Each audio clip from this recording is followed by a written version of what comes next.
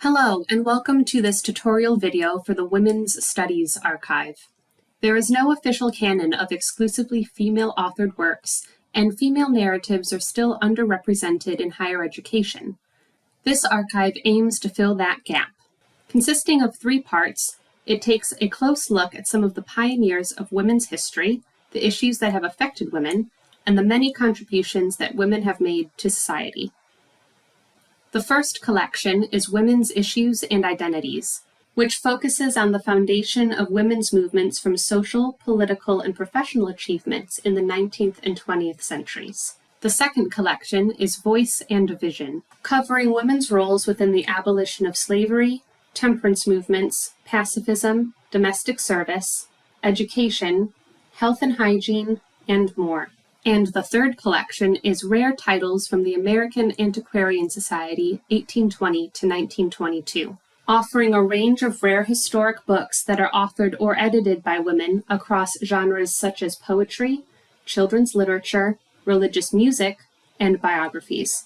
Whether your university has one or all 3 of the Women's Studies Archive collections, you have the option to search on either the native platform or cross-search on the Gale Primary Sources platform with any other Gale archives your university may have.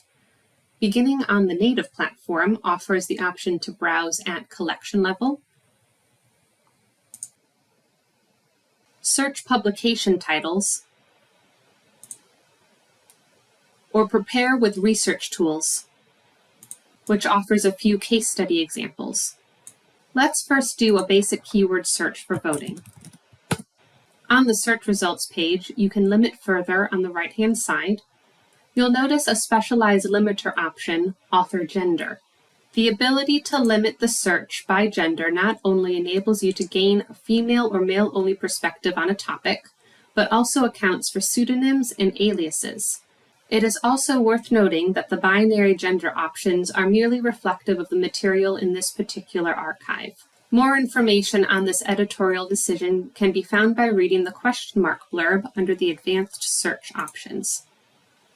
The Advanced Search also provides more specific limiter options as well as Boolean operators complete with tutorial tips which guide more specific searches. Let's go over to the article level now. You can assess a potential resource using the keyword preview option. If the resource looks relevant, you can open it up fully. In the viewfinder, you can locate your keyword by using the search term hits. It will be highlighted in green. You can also manipulate the size and color. The upper right has a toolbar for generating a formatted citation, which includes Harvard style, the option to send the article to the cloud via Google, Microsoft, or email, your standard download or print options, as well as the ability to generate a static URL with GitLink. To broaden your search, you can open up Gale Primary Sources, which will take your keyword and cross-search it against not only the Women's Studies Archive, but also any other collections your university has access to. The tools are the same as the native platform, including Topic Finder, which visually displays related topics to your original keyword. Similarly, you can use the term frequency option. This plots your keywords against a date line, which can highlight potential trends and outliers worth investigating further.